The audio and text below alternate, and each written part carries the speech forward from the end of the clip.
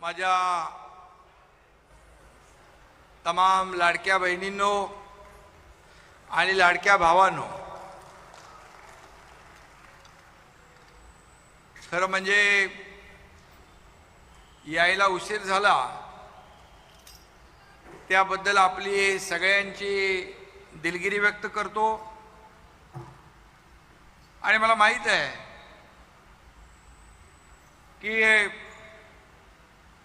आपण या संपूर्ण निलेशच्या मतदारसंघामध्ये येताना इकडूनही पाहिलं, इकडे पण 10-15 किलोमीटर। आणि निलेश, आता गर्दी कमी झाली असली तरी काही चिंता करू नका। आपले शेवटी बऱ्याच लांबून लोक आलेली, त्यांनाही आपल्या प्रत्येकाच्या गावात वेळेवर पोचलं पाहिजे। आमच्या लाडक्या बहिणींची कामं आहेत तीही केली पाहिजे। त्यामुळे मी एवढंच सांगतो की या आभार मेळाव्यानिमित्त मी आपल्याला भेटायला आलो आहे। कोकणातल्या लढवय्या शिवसैनिकांना वंदन करायला आलो आहे। खरं तर आजचा एक मोठा उत्साहाचा आणि आनंदाचा प्रसंग असताना एकीकडे आनंद आहे तर दुसरीकडे मन अस्वस्थ करणाऱ्या घटना, दुर्दैवी घटना काश्मीरमध्ये घडल्या। आणि मी काल काश्मीरमध्ये गेलो आणि आज तिथून मी इथे थेट येतोय। आणि या निलेशच्या प्रेमापोटी आणि आपल्या सगळ्यांच्या प्रेमापोटी खरं म्हणजे सर्वात आधी या दहशतवादी हल्ल्यातील शहीदांना मी आदरपूर्वक भावपूर्ण श्रद्धांजली अर्पण करतो। खरं म्हणजे या भ्याड हल्ल्यामध्ये 27 लोक निरपराध जे आहेत, बेकसूर पर्यटकांचा दुर्दैवी त्या ठिकाणी मृत्यू झाला। खरं म्हणजे एक प्रकारचं त्यांचं बलिदान होतं आणि त्यामध्ये 6 जण आपल्या महाराष्ट्रातले आहेत। आणि म्हणून मी काल परवाच्या दिवशी खासदार डॉक्टर श्रीकांत शिंदे आणि टीम तिकडे पाठवली होती। माझ्याशी त्या अभिजित दरेकर आणि ते राजेश कदम हे प्रत्येकाची ग्रुपच्या बरोबर माझी चर्चा करून बोलणं करून देत होते। आणि काल सकाळपासून मी त्यांच्याशी बोलत होतो, परंतु ते बोलत असताना त्यांच्या मनामधली भीती मला जाणवत होती। एक भीतीचं वातावरण तिकडे निर्माण झालं होतं। एक पॅनिक सिच्युएशन म्हणा त्या ठिकाणी निर्माण झाली होती। आणि प्रत्येकाच्या मनामध्ये लवकर कसं आपल्या घरी जाऊ एक ओढ होती। नातेवाईक देखील इकडे त्यांचे चिंतेत होते। आणि मग आपल्याला माहीत आहे की जिथं संकट येतं, जिथं आपत्ती येते, मग कोल्हापूर असेल, सांगली असेल, महाड असेल, चिपळूण असेल, खेड असेल, अगदी इर्शाळवाडी असेल, किंबहुना केरळ असेल, उत्तराखंड असेल, मला रावलं नाही। आणि किंबहुना केरळ असेल, उत्तराखंड असेल, मला रावलं नाही। आणि सरळ मी श्रीनगरला गेलो आणि सोबत एकटा विमान घेऊन गेलो नाही, तर आपल्याला मी सांगतो 4 विमानं आपण तिकडे घेऊन गेलो आपल्या लोकांना आणण्यासाठी।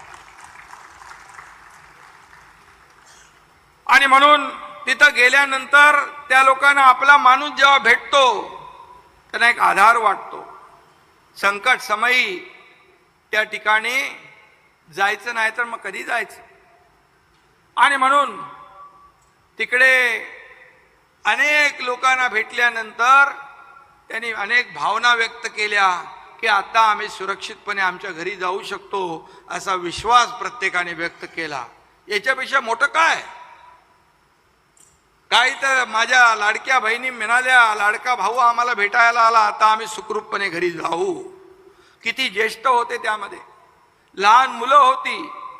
आणि म्हणून माझं मन अस्वस्थ होतं, म्हणून मी त्या ठिकाणी गेलो आणि खऱ्या अर्थाने तिथल्या अडकलेल्या भावा बहिणींना, ज्येष्ठांना या ठिकाणी तुमचा एकनाथ शिंदे मदत करून आलाय, त्यांना पुन्हा महाराष्ट्रामध्ये या ठिकाणी घेऊन आलाय. या देशावर हा खरं म्हणजे हा कुठल्या व्यक्तीवर नाही, त्या देशावर झालेला भ्याड हल्ला आहे.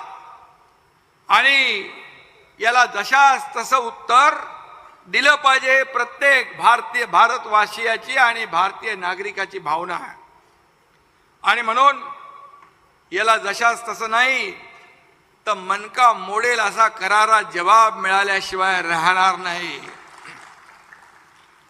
कारण नवा भारत आहे, घुसके मारेंगे असं सांगून आर पार घुसवणारा आहे. त्यामुळे या ठिकाणी जशास तसं उत्तर त्यांना पाकिस्तान धार्जिण्या दहशतवाद्यांना मिळेल. आज आणि काल देखील, परवा आदरणीय देशाचे प्रधानमंत्री मोदी साहेबांनी गृहमंत्री अमित शाह साहेबांना तिकडे पाठवलं. ते जखमींची विचारपूस केली, तिथल्या लोकांना भेटले, तिथे सुरक्षेचा आढावा घेतला.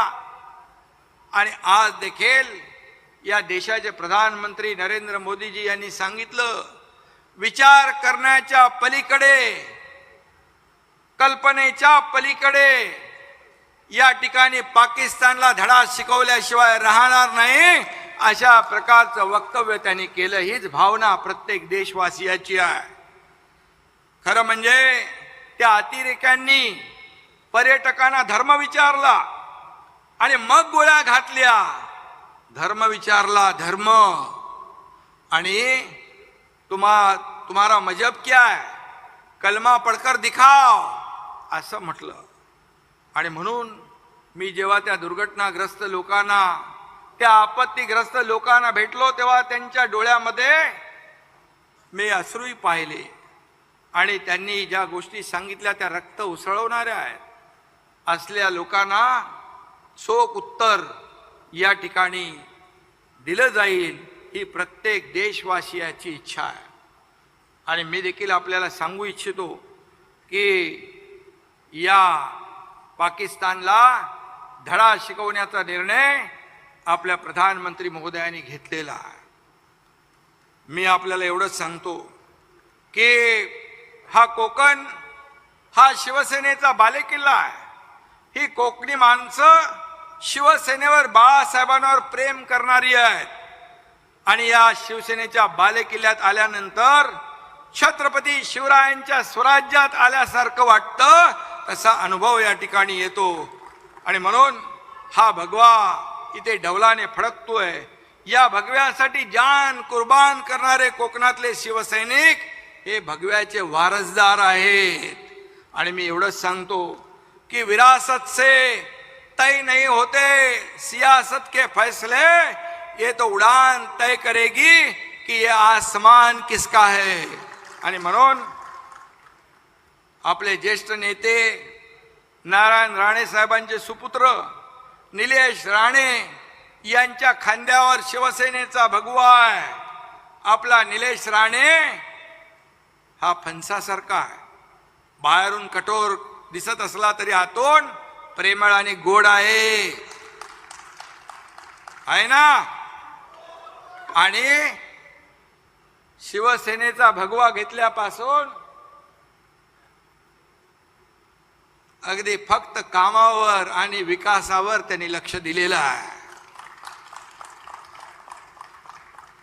आणि म्हणून मी आपल्याला एवढंच सांगतो की निलेश या भागाचा आमदार आहे आणि त्याचे रक्त भगवा आहे. राणे साहेब बाळासाहेबांच्या मुशीत घडलेल्या आहेत आणि त्यांचा तो चिरंजीव आहे, याचा मला अभिमान आहे. आणि म्हणून या ठिकाणी एवढंच सांगतो की स्वाभिमानाने पेटून उठलेला, अडी अडचणीला धावून जाणारा तो खरा शिवसैनिक आहे.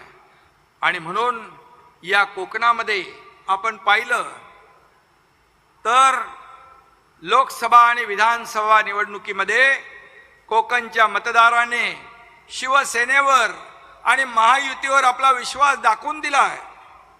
आणि या कोकणवासियांच्या या अपार प्रेमासमोर मी नतमस्तक व्हायला आलोय, वंदन करायला आलोय, आपल्याला धन्यवाद द्यायला आलोय. कारण मी तेव्हा सांगितलं होतं की या ठिकाणी महाविकास आघाडीला 4 मुंड्या चित करा, आणि ते आपण करून दाखवलं. विधानसभेच्या 15 पैकी 14 जागा महायुतीला आपण मिळवून दिल्या. आणि त्यामध्ये शिवसेनेच्या 8 जागा, शिवसेनेच्या 8 जागा आहे. 8 उमेदवारांनी भगवा फडकवला आणि हिंदुत्वाच्या मुळावर उठलेल्या त्यांची मशाल कायमची विझवून टाकली. आणि त्यामुळे तुम्हाला मी धन्यवाद देतो. भगव्याने काँग्रेसच्या झाडाला लटकलेल्या उबाटाचा सुपडा साफ केला. आणि मी मगाशी म्हटलं, कोकणातला माणूस हा फणसासारखा गोड असतो, वरून काटेरी पण आतून गोड. पण उबाटाला बाहेरून पण काटे आहेत, आतून पण काटे आहेत. त्यामुळे कोकणच्या मतदार राजाने त्यांचा कायमचा काटा काढून टाकला. बरोबर आहे निलेश? अख्ख्या कोकणात मला वाटतं एक जागा, हा, आणि त्यामुळे मी एवढंच सांगतो की आता परवा नाशिकमध्ये बाळासाहेबांचा नकली आवाज काढला. बाळासाहेबांचा आवाज होता. आवाज कोणाचा म्हटल्यावर समोरून आवाज शिवसेनेचा हा बुलंद नारा यायचा. परंतु वंदनीय बाळासाहेबांचा नकली आवाज वापरून लोकांना गंडवणाऱ्या लोकांना काय म्हणतात, 420. ही 420 आता खपणार नाही. हे लोकांना कळून चुकलंय. हे कसलं महाराष्ट्र प्रेम आहे, हे कसलं बाळासाहेबांवरचं प्रेम आहे. हे तर फक्त नेहमी बाळासाहेबांचे विचार बदलले, खुर्चीसाठी मोहापायी या ठिकाणी बाळासाहेबांचे विचार बदलले. जे बाळासाहेबांना नको होतं ते केलं. आणि म्हणून तुमच्या या एकनाथ शिंदेला या महाराष्ट्रातल्या सर्वसामान्यांच्या मनातलं सरकार आणावं लागलं.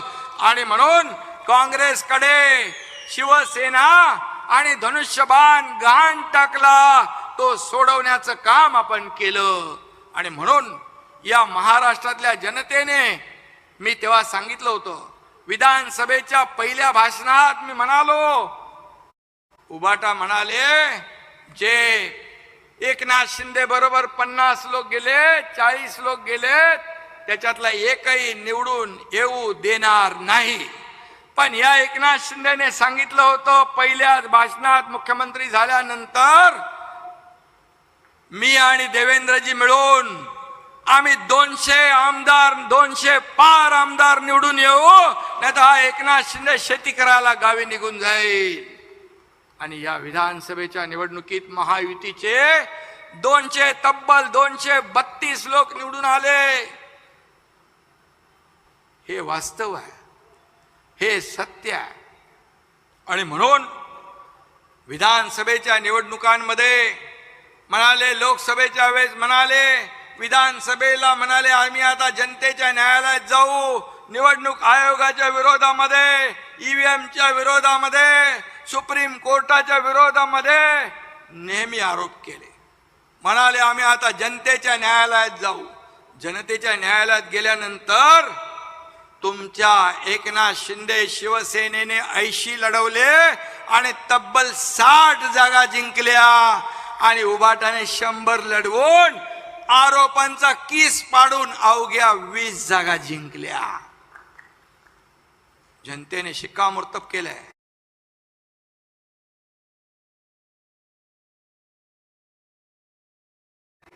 खरी शिवसेना कोण, खरा धनुष्यबाण कोण? आणि म्हणून आता आपली आणखी जबाबदारी वाढली आहे. खरं म्हणजे या ठिकाणी मी आपल्याला एवढंच सांगतो, या सिंधुदुर्गात पण आपल्या किती आल्या? 4 महायुतीच्या, तिन्ही महायुतीच्या जागा निवडून आल्या. आणि म्हणून आता खऱ्या अर्थाने सिंधुदुर्गात या ठिकाणी भगवा फडकला आहे. आणि म्हणूनच मी तुमचे आभार मानायला आलो. नारायण राणे साहेबांच्या रूपाने शिवसेनेचा दुसरा मुख्यमंत्री शिवसेनेला मिळाला. राणे साहेबांनी देखील त्यावेळेस या कोकणासाठी जेवढं करायचं ते केलं, संधीचं सोनं केलं. पण राणे साहेबांच्या बद्दल देखील जे काय केलं, जे काय घडवलं, त्याचे साक्षीदार आपण आहात. आणि म्हणून अतिशय अनुभवी आणि निष्ठावान शिवसैनिकाला टार्गेट करून त्यांचे देखील पंख छाटण्याचं पाप देखील कुणी केलं तेही आपल्याला माहीत आहे. आणि म्हणून तो इतिहास आहे, तो इतिहास झाला, त्याच्यावर मी बोलत नाही. परंतु राणे साहेबांनी कोकणासाठी आणि कोकणच्या युवकांसाठी आणि विकासासाठी जी काही पावलं उचलली ते आपल्या सगळ्यांना माहीत आहे. आणि म्हणून आता नारायण राणे साहेबांचे सुपुत्र त्यांनी देखील इथं विकासाची गंगा आणली आहे. निलेश इथं आणि नितेश पालकमंत्री आहे. आणि मी आपल्याला सांगतो, आपल्या सरकारने काल परवाच्या कॅबिनेटमध्ये देखील मत्स्य व्यवसायाला कृषीचा दर्जा देण्याचं काम केलं. आणि म्हणून महायुती म्हणून आपण काम करतोय. महायुती या ठिकाणी आपले 2 आहेत, नितेश आहे तिसरा, आणि आमचे उदय सामंत सारखे डोळस नेते आहेत. आणि म्हणूनच कोकणचा सर्वांगीण विकास हे भविष्य नसून आता आपल्याला ते वर्तमानात बदलायचं आहे. आणि म्हणून या कोकणामध्ये आपण पाहतोय, मला वाटतं आज देखील प्रवेश आहेत आणि सगळीकडून या शिवसेनेमध्ये इनकमिंग सुरू आहे. असा एकही दिवस नाही की शिवसेनेमध्ये प्रवेश होत नाही. खऱ्या अर्थाने शिवसेना दिलेला शब्द पाळती आहे. शिवसेना बाळासाहेबांचे विचार पुढे नेते आहे. शिवसेना धर्मवीर आनंद दिघे साहेबांचे विचार पुढे नेते आहे. आणि गेल्या 2.5 वर्षामध्ये हा एकनाथ शिंदे मुख्यमंत्री असताना पायाला भिंगरी लावून फिरला या महाराष्ट्रामध्ये. मी देवेंद्रजी अजितदादा यांनी टीम म्हणून काम केलं आणि एकीकडे विकास त्याला चालना दिली, दुसरीकडे लोकाभिमुख कल्याणकारी योजना याला चालना दिली, याची सांगड घातली. आणि त्या 2.5 वर्षाच्या कामाची पोचपावती झालेल्या विधानसभेच्या निवडणुकीमध्ये महाराष्ट्रातल्या जनतेने दिली. आणि म्हणून या महाराष्ट्रातली जनता सुज्ञ आहे. मी एवढंच सांगतो, मी एक शेतकरी, एक शाखा प्रमुख, ते या राज्याचा मुख्यमंत्री झालो. नारायण राणे साहेब देखील शाखा प्रमुख, ते मुख्यमंत्री झाले. परंतु सर्वसामान्य शेतकऱ्याचा मुलगा, सर्वसामान्य कुटुंबातला परिवारातला मुलगा याने मुख्यमंत्री झालेलं काही लोकांना आवडत नाही. त्यांना पोटदुखी होते, त्यांना पोटसूळ होतो. का? सर्वसामान्य माणसाच्या पोरानं मुख्यमंत्री व्हायचं नाही. आम्ही सोन्याचा चमचा जन्माला घेऊन आलो नाही. सोन्याचा चमचा तोंडात घेऊन जन्माला आलो नसलो तरी सुद्धा या महाराष्ट्रातल्या जनतेच्या जीवनामध्ये सोन्याचे दिवस आणण्याचं काम मात्र आम्ही करतोय. आणि म्हणून 2.5 वर्षाचं कामकाज पहा. आता पुन्हा आपली दुसरी इनिंग सुरू झाली आहे. आता या ठिकाणी मी जेव्हा सीएम होतो तेव्हा लोक म्हणायचे चीफ मिनिस्टर, मी म्हणायचो सीएम म्हणजे कॉमन मॅन. आता देवेंद्रजी मुख्यमंत्री आहेत, मी DCM आहे. आता मी म्हणतो DCM म्हणजे डेडिकेटेड टू कॉमन मॅन. सर्वसामान्य माणसाची नाळ तुटता कामा नये. आपला जन्म खुर्चीसाठी नाही. ज्याने आपल्याला खुर्चीवर बसवलं त्यांचे प्रश्न, त्यांच्या समस्या सोडवण्यासाठी झालेला आहे. काही लोक खुर्चीच्या मोहापायी काय मिळवलं?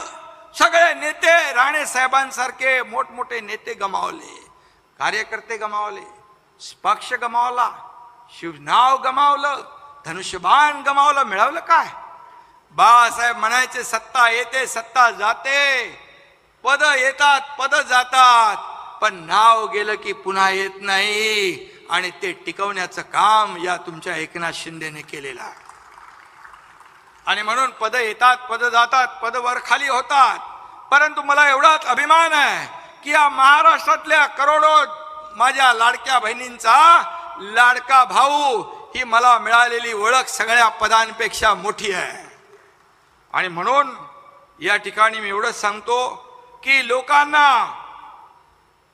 घरात बसलेला नाही तर लोकांच्या दारात जाऊन काम करणारा कार्यकर्ता आवडतो. बाळासाहेब म्हणायचे घरात नाही तर लोकांच्या दारात जाऊन संवाद साधणारा काम करणारा कार्यकर्ता मला पाहिजे. आणि म्हणून जनतेला देखील जनतेमध्ये मिसळून काम करणारा, त्यांचे प्रश्न सोडवणारा नेता पाहिजे. आणि म्हणूनच आता 5 स्टार नेत्यांचा जमाना गेलाय. आता लोकांना काम करणारा कार्यकर्ता पाहिजे. रस्त्यावर उतरून लोकांमध्ये जाऊन काम करणारा पाहिजे. शेतावर जाणारा, बांधावर जाणारा, लोकांची गाराणी ऐकणारा पाहिजे. मला एवढा अभिमान आहे की जगाच्या पाठीवर असा कुठलाही मुख्यमंत्री नसेल की माझ्याकडे पत्र घेऊन आला मुख्यमंत्री सहायता निधी किंवा इथं कुठलाही, आणि गर्दीत मी असलो तर स्वतःची पाठ करून त्या पाठीवर देखील मी त्या पत्रावर सही केलेली आहे. उदयराव बरोबर आहे. आणि म्हणून या ठिकाणी मी आपल्याला सगळ्यांना एवढंच सांगेन की आता आपल्याला कोकणाचा विकास करायचा आहे. या ठिकाणी मी डिटेलमध्ये जाणार नाही, परंतु या ठिकाणी आपलं हे कोकण 720 किलोमीटर हा समुद्र किनारा आहे. पर्यटनाला चालना देण्याचं काम आपल्याला करायचं आहे. मत्स्य विभाग आपल्या नितेशकडे आहे, ते आपल्याला पुढे न्यायचं आहे. मासेमारी करणारे मच्छीमार आहेत, त्यांना त्याचा फायदा झाला पाहिजे. या ठिकाणी कोकणी माणसाने आता आपलं कोकणाचं देखील मार्केटिंग आणि ब्रँडिंग करायला शिकलं पाहिजे. एवा कोकण आपलाच असा असं म्हटल्यावर कोकणात आलेला माणूस पर्यटनासाठी पुन्हा पुन्हा आला पाहिजे, यासाठी आपण काम केलं पाहिजे.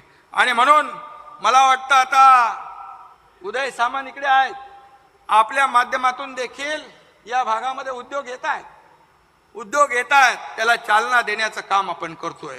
आणि म्हणून या लाल मातीमध्ये काजू, आंबा, कोकम, चिकू यावर प्रक्रिया करणारे उद्योग उभे करायचे आहेत. नारळ सुपारीतून पदरी पैसे मिळाले पाहिजेत. आणि म्हणून कोकणाचं वैशिष्ट्य आहे. कोकण हा निसर्गरम्य परिसर आहे.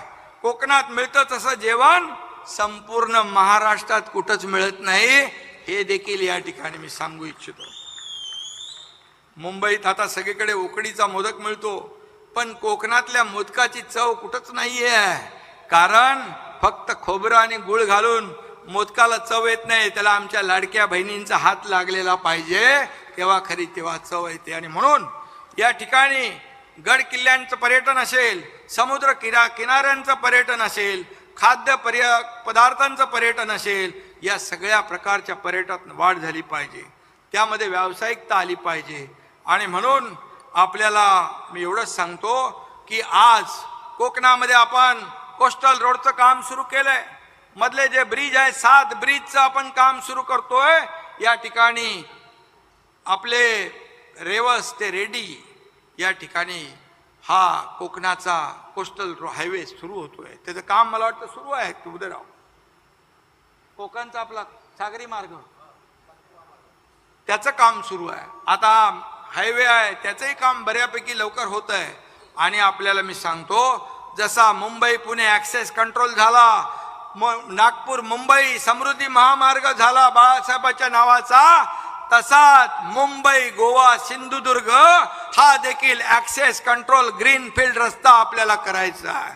त्याचं DPRचं काम सुरू आहे आणि खऱ्या अर्थाने या ठिकाणी त्याच्यामुळे या कोकणाचा जो काही विकास आहे मोठ्या प्रमाणावर होईल. जिथं कनेक्टिव्हिटी वाढली, जिथे रस्ते झाले मोठे, तिथं विकास आला. आणि म्हणूनच या ठिकाणी कोकणासाठी जेवढं आपल्याला, आपण एक कुठलं महामंडळ प्राधिकरण केलंय उदयराव, कोकण विकास प्राधिकरण, त्याला देखील आपल्याला ताकद द्यायची आहे, ते देखील आपल्याला मजबूत करायचं आहे. आणि म्हणूनच या ठिकाणी आपल्याला मी सांगेन की आता विरोधक काय म्हणतायत, रोज एकनाथ शिंदेवर आरोप करतायत, रोज सकाळ संध्याकाळ त्यांना गावी गेला की गावी कशाला गेला, शेती करायला गेला, कायमचं शेती करायला पाठव. अरे मला शेतीची आवड आहे, मी शेतकऱ्याचा मुलगा आहे, का शेती करू नये, का गुन्हा आहे. आता मी या कालच्या भ्याड हल्ल्यामध्ये जे आपले नागरिक अडकले होते त्यांना सुखरूप परत आणण्यासाठी त्याच्यावर पण टीका. एकनाथ शिंदे गावी गेला तिकडे, एकनाथ शिंदे हसला की टीका, एकनाथ शिंदे आता श्रीनगरला गेला तिकडे टीका. अरे किती वेळ टीका करणार, हे किती वेळा चालणार. आणि हे जेवढे लोक आता तुमच्याकडे सोडून चाललेत, हे तुमचे का सोडून जात आहे याचं आत्मपरीक्षण आत्मचिंतन करा. आता काय म्हणतात, मला नवीन नायक नाव दिले एसएनसी. आता एसएनसी म्हणजे काय, हा एसएनसी म्हणजे एसेन्शियलचा शॉर्ट फॉर्म आहे आणि म्हणून एसेन्शियल म्हणजे आवश्यक. आणि म्हणून एसएनसी महाराष्ट्रासाठी, इथल्या जनतेसाठी एसेन्शियल आहे, हे पण मी या ठिकाणी सांगतो. तुम्हाला काय म्हणायचं, तुम्हाला काय मी आज काय म्हणत नाही, ऑलरेडी मी म्हटलेलं आहे पूर्वी. आणि म्हणून मला कुठली टीका करायची नाही. आणि मी तुमच्या आरोपाने नाही, टीकेला टीकेनं नाही, तर एकनाथ शिंदे कामातून उत्तर देईल, आरोपाला आणि टीकेला कामातून उत्तर देईल. म्हणून तर 2.5 वर्षात एवढं काम केलं. आज यापुढे देखील जे काम चाललंय, पूर्वी स्थगिती सरकार होतं, पूर्वी स्पीड ब्रेकर सरकार होतं. मला आठवत आहे की गेल्या त्यांच्या महाविकास आघाडीच्या काळात 2.5 वर्षात फक्त 4 सुप्रमा सिंचन प्रकल्पाला दिल्या. मी आणि देवेंद्रजी दोघांनी शपथ घेतल्यानंतर पहिल्या कॅबिनेटमध्ये आम्ही सिंचनाच्या विषयाला निर्णय दिला. आणि मला सांगायला आनंद वाटतो की 2.5 वर्षात आम्ही 150 सिंचन प्रकल्पांना सुधारित प्रशासकीय मान्यता दिली. हे काम करणारं सरकार, हे सर्वसामान्यांचं सरकार. मुख्यमंत्री सहायता निधी 2.5 वर्षात 3 कोटी रुपये. तुमच्या एकनाथ शिंदेने 2.5 वर्षात 400 कोटी रुपये मुख्यमंत्री सहायता निधी. का, हे पैसे लोकांचे आहे, हे सर्वसामान्याच्या कामाला आले पाहिजे, त्याचा जीव वाचला पाहिजे. मला आठवतंय कोल्हापूरच्या सभेत एका स्टेजवर एक मुस्लिम मुलगी आली, तिच्या हातात एक छोटंसं बाळ होतं. मी म्हणालो, बाबा तुझं काय काम आहे का, विचारलं. बोले नहीं, इसका नाम दुआ है, ये दुआ है. बोले क्या हुआ, दुआ है. तो बोले आपने पैसे दिए मुख्यमंत्री सहायता निधि से, इसके लिए इसकी जान बच गई और इसका नाम दुआ रख दिया है. माहित पण नाही आपल्याला किती लोकांना, हजारो लोकांना त्याचा फायदा झाला. आणि म्हणून अशा या सर्वसामान्य जनतेसाठी शासन आपल्या दारी आपण नेलं. का पूर्वी लाभ नव्हते, लाभार्थी नव्हते, सगळं होतं, परंतु कटकट नको म्हणून लाभ सोडून द्यायचे. आपल्या महायुती सरकारने शासन जनतेच्या दारात नेलं. सर्वसामान्य लोकांना एका छताखाली योजना मिळू लागल्या. Tractor, drone, power tiller, harvester, अगदी दाखल्यापासून सगळं आपण देऊ लागलो. मला बांधवांनो भगिनींनो आपल्याला सांगायला मला समाधान वाटतं की त्या शासन आपल्या दारी या कार्यक्रमातून या महाराष्ट्रातल्या 5 कोटी लोकांना फायदा झाला. 5 कोटी लोकांना हे काम आपण केलं. आणि म्हणून तुमच्या सर्वांच्या आशीर्वादाने या ठिकाणी या महाराष्ट्रामध्ये पुन्हा महायुतीचं सरकार आलं. आणि महायुतीचं सरकार आज आपण मोठ्या जोमाने आपण काम करतोय, आम्ही टीम म्हणून काम करतोय. आणि म्हणून कोण मोठं कोण छोटं यापेक्षा सर्वसामान्य माणसाच्या आयुष्यामध्ये चांगले दिवस आले पाहिजे यासाठी काम करतोय. आणि म्हणून मी आपल्याला एवढंच सांगतो की आपल्याला आता संघटना वाढवायची आहे, शिवसेना वाढवायची आहे. घराघरात गावागावात शिवसेना गेली पाहिजे. घराघरात मनामध्ये शिवसेना वाढवण्याचं काम या ठिकाणी झालं पाहिजे. आणि मी निलेश राणेचं मनापासून अभिनंदन करीन की आज मी किती मला त्रास झाला, किती अडचणी आल्या, मला वाटलं मी पोचू शकत नाही, परंतु निलेश राणेचं प्रेम आणि त्याचा आग्रह एवढा मजबूत होता की मला कुठल्याही परिस्थितीमध्ये इथं ते खेचून आणलं. आणि म्हणून एकदा तर मला वाटलं आता हे मुंबईला चाललंय विमान, पण त्या मी पायलटला सांगितलं बाबा, तो म्हणाला आता हे लँड होईल पण टेक ऑफ होणार नाही. बोलो ते जाऊ दे, लँड तर करा, मला जमिनीवर तर उतरवशील ना बाबा, नीट तेवढं उतरव, कारण मला कुठल्याही परिस्थितीमध्ये मोपा एअरपोर्टला जायचं आहे, मुंबई एअरपोर्टला जायचं नाही. आणि मी त्या परिस्थितीमध्ये इथं उतरलो. उशीर झालाय आणि म्हणून आपल्याला मी एवढंच सांगेन की या महाराष्ट्रामध्ये आज जे सरकार म्हणून काम सुरू आहे, प्रगतीचं, विकासाचं, पूर्वीचं स्थगितीचं सरकार होतं, आता प्रगतीचं आहे, आता समृद्धीचं आहे. आणि म्हणून या जनतेला समृद्ध करायचं असेल तर मनामध्ये जागवा हिंदुत्वाचा भगवा आणि खऱ्या अर्थाने भगव्याची शान राखा, धनुष्यबाण हाती धरा, अशा प्रकारचं मी आपल्याला आवाहन करतो. आणि खऱ्या अर्थाने या ठिकाणी निलेश राणे मला फार, मी इथं गाडीतून येताना पण बोलत होतो, रवी फाटक होते, कुठे गेले, बोलो निलेशला मी एकदाच सांगितलं की आता तू आमदार आहेस, शिवसेनेचा आमदार, खासदार राहिलेला निलेश, आणि कामावर फोकस करायचं. कोण काय बोलतंय, कोण काय टीका करतंय याच्यावर दुर्लक्ष करायचं. मी जसा कामावर फोकस केलं, आरोपाला कामाने उत्तर दिलं, आणि त्याप्रमाणे निलेश देखील तंतोतंत तसा वागतो, याचा मला आनंद आहे, याचा मला समाधान आहे. आणि म्हणून त्याचं मी पुन्हा एकदा मनापासून अभिनंदन करतो, त्याला धन्यवाद देतो. आणि हे एवढ्या उशिरापर्यंत आपण या ठिकाणी थांबलात त्याबद्दल आपल्या सगळ्यांना मनापासून धन्यवाद देतो. इथं निलेश राणे आहेत, उदय सामंत आहेत, किरण सामंत आहेत, राजन साळवी आहेत, रवींद्र फाटक आहेत, ज्योतिताई आहेत, दत्ता सामंत पण आहे. आणि निलेश आणि दत्ता सामंतला पण धन्यवाद द्यायला पाहिजे. आणि सगळ्यांना या सभेचा रवी फाटक आहेत. आणि या सगळ्यांची नावं मी घेत नाही कारण वेळ झालाय बरा. आणि म्हणून मी पुन्हा एकदा आपल्याला सांगतो, पुढच्या वेळेस येईन, तुम्ही बोलवाल त्या वेळेच्या अर्धा तास अगोदर हा एकनाथ शिंदे तुमच्या सभेला हजर राहील, हे वचन आपल्याला देतो. आणि आज देखील माझा नाईलाज होता, तुम्हालाही माहीत आहे, मी आपल्याच बांधव भगिनींना तिकडे धीर द्यायला, आधार द्यायला आणि त्यांना सुरक्षित आपल्या पुन्हा घरी कुटुंबात आणण्यासाठी माझी जी तगमग होती ती आपण पाहिलेली आहे. आणि म्हणून जिथं आपत्ती, जिथं संकट, तिथं धावणारा शिवसैनिक असतो. जिथं जेव्हा जेव्हा आपत्ती येते, आपदा येते, मदतीला धावून जाणारा हात हा शिवसैनिकाचा असतो, हे आपल्या सगळ्यांना माहीत आहे. आणि म्हणून निलेश, आपलं अभिनंदन, असंच काम करत राहा. राणे साहेब पण तुझ्या पाठीशी खंबीरपणे उभे आहेत, हा एकनाथ शिंदे पण तुझ्या पाठीशी खंबीरपणे उभा आहे. आपल्याला लोकसेवेचं, जनसेवेचं काम करायचं आहे.